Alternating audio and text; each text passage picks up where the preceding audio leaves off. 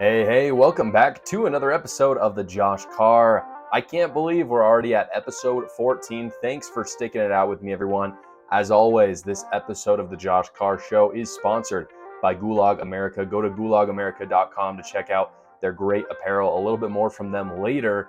Now, I'm going to do a little bit of a shorter episode today because I'm actually getting ready to go to Washington, D.C. next week. I'm going to be going to a conference and listening to different speakers, such as Newt Gingrich, Vivek Ramaswamy, and Mike Pompeo. So I'm really excited for that. I'm going to film the whole thing, so I'll be able to post it, and you guys can come see what it was all about. Today, we'll be talking about Jason Aldean's new song, as well as the new the new military budget spending passed by the GOP House, which they smashed out of the water. A little bit more about that later. Now, talking about Jason Aldean's song, if you don't know who Jason Aldean is, he's a country singer. And this is news that I can get behind because if you didn't know, I'm a big country fan. I love country. I've kind of been into it for a few years now. And Jason Aldean is an awesome country artist. He's kind of an outspoken conservative. A lot of country singers are, but he's a little bit more in the political limelight than other country singers are.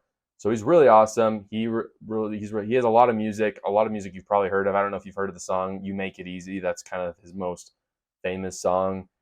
I'm not going to sing it because YouTube might, ban me or I might get a copyright infringement on that. So I'm just going to let you go listen to it if you want.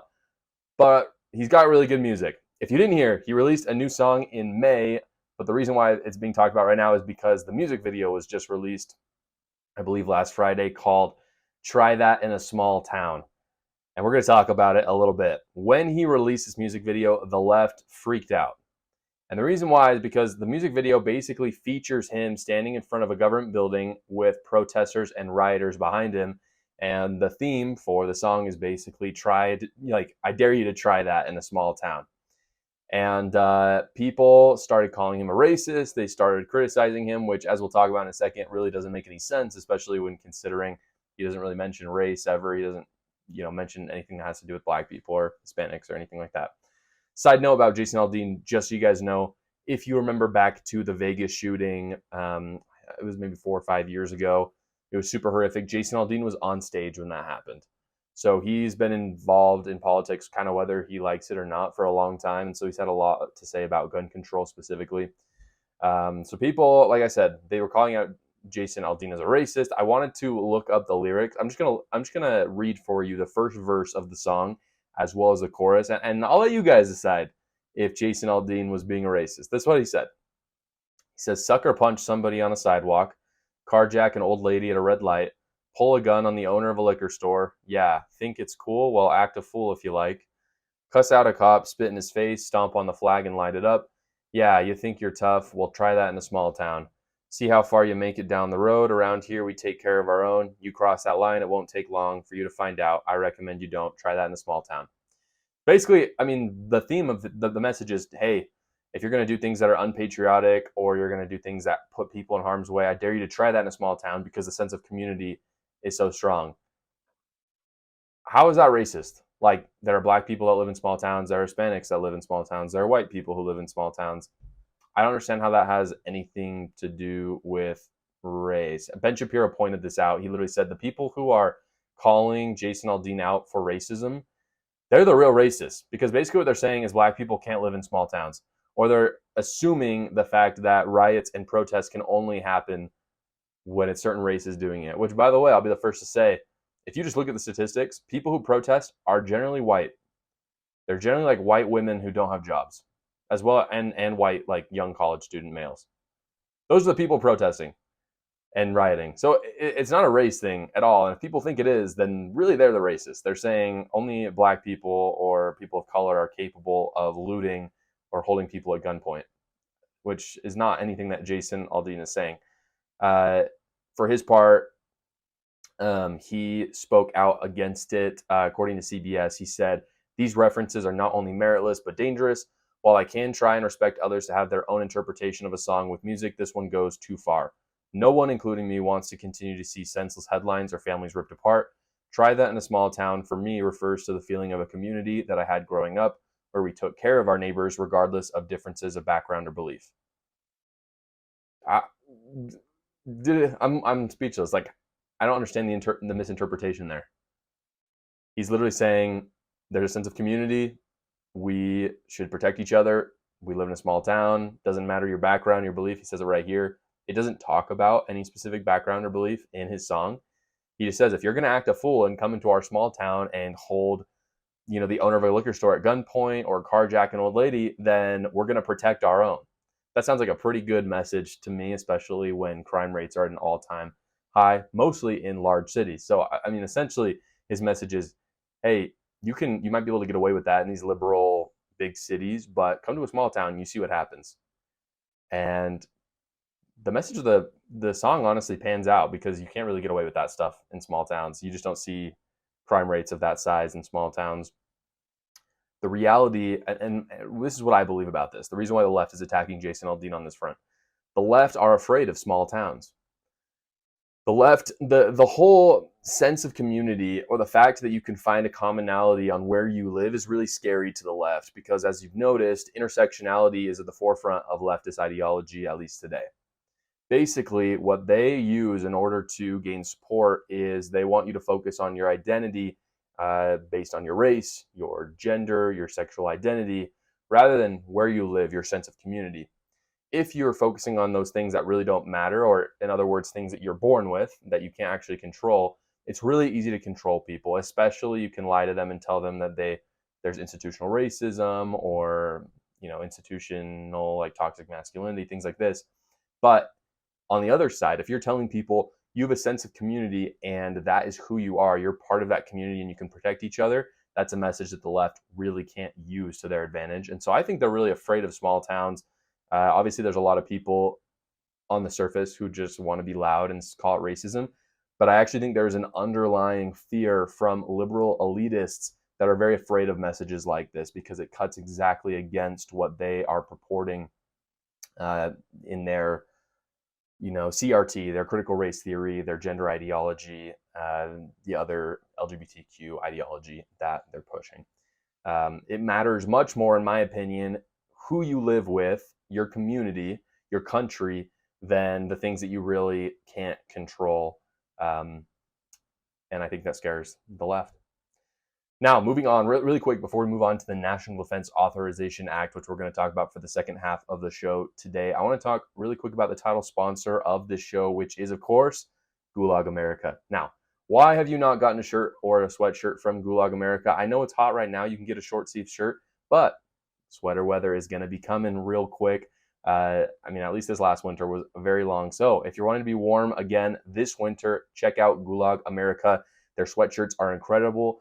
After they wash, their sweatshirts are just as good as they were before. If you use my code JoshCar10, you will get 10% off at Gulag America. Again, that is JoshCar10 for 10% off at Gulag America. Patriotic clothing for the best patriots.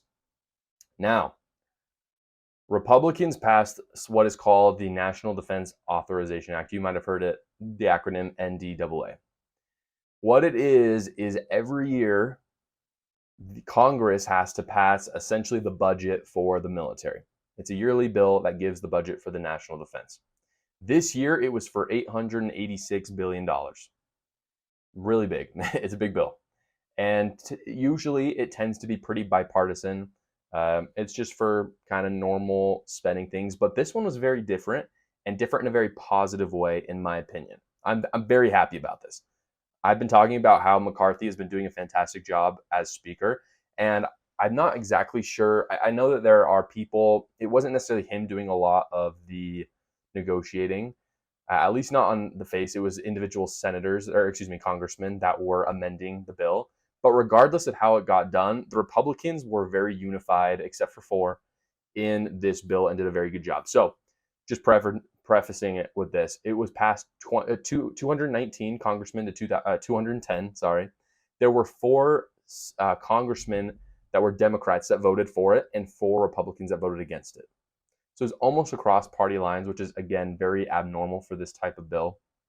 I want to go through though the amendments that was made for this bill and what made it so polarizing.